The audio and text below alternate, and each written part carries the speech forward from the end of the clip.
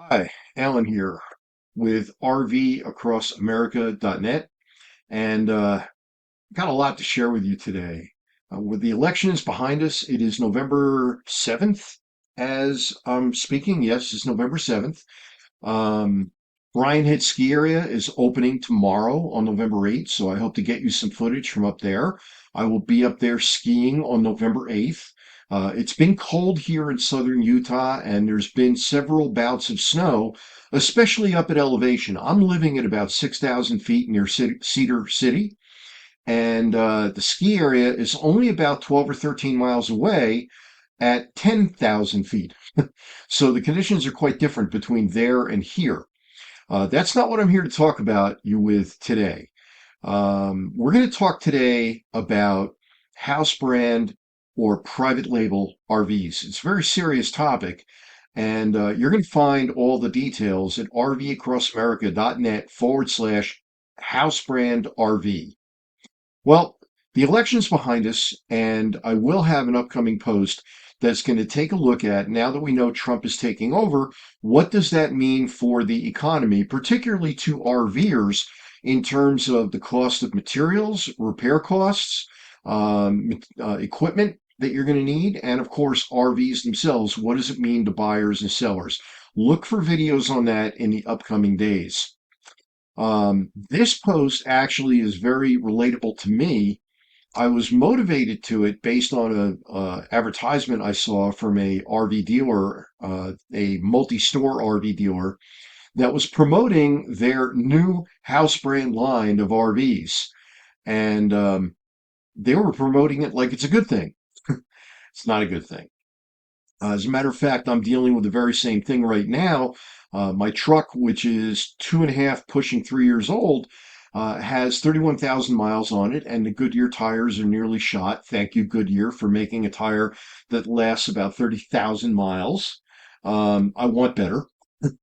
And I'm out tire shopping.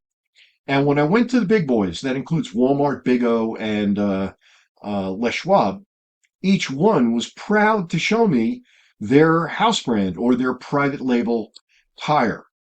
And one of the things that I learned decades ago when I was in the stereo industry, audio video industry, is that private labels exist from name brand manufacturers. In the case of tires, I was at Walmart yesterday and they showed me a Cooper tire. It was called a Cooper Discoverer. And when I went to Cooper's website, I saw that there are 9 Discoverer models, none of which is the one that Walmart has. And when I called Cooper, they said, "Oh yeah, that's made for Walmart specifically." But there's no information on it other than the fact that it's cheap. Well, not only are private label or house brand products often cheap, but they can be specced out and manufactured so that they are substandard or bordering on substandard. And that was true in the audio industry 40 years ago when I managed a store in northern New Jersey.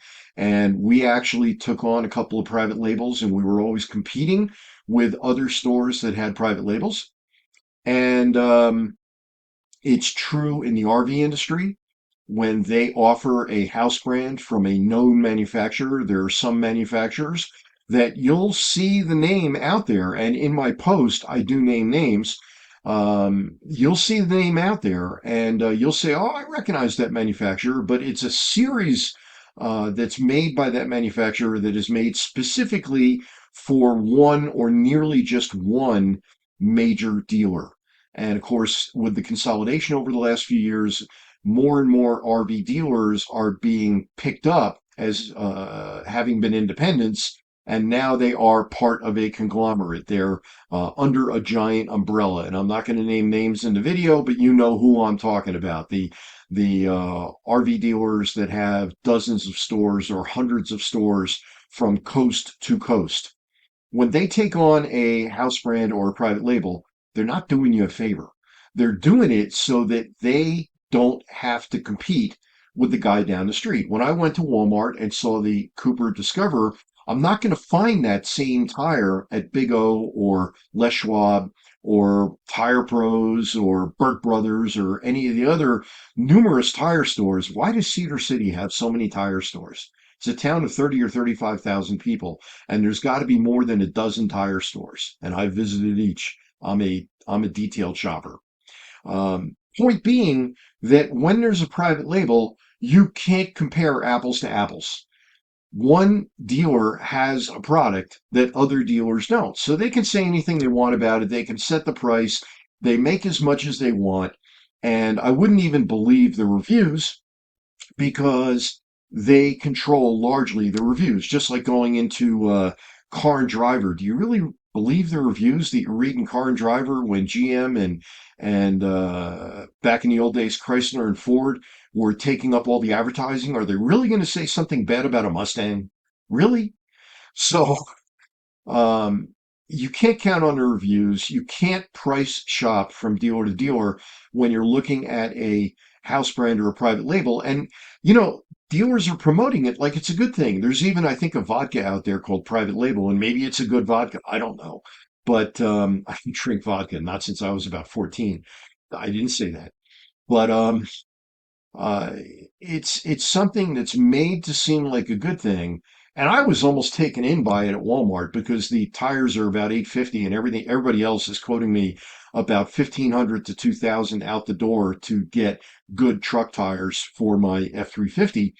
And I'm like, wait a minute, take your own advice now and go read the report that you just wrote on RVs over at rvacrossamerica.net/house brand RV.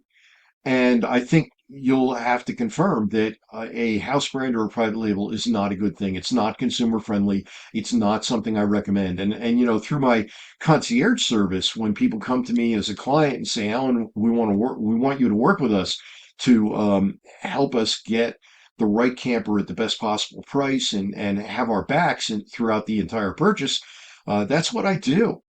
That's what I do. We immediately start identifying who the good guys are and who the not so good guys are in the RV industry so that you end up getting what it is you're looking for. By the way, there's more details on my service at rvacrossamerica.net/buy sell, BUYSELL.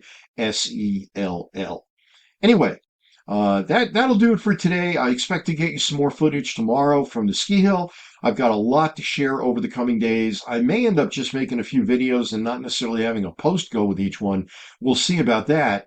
But you can always find me on YouTube, and you can always find me at rvacrossamerica.net/for this one, House Brand RV. You have a great day.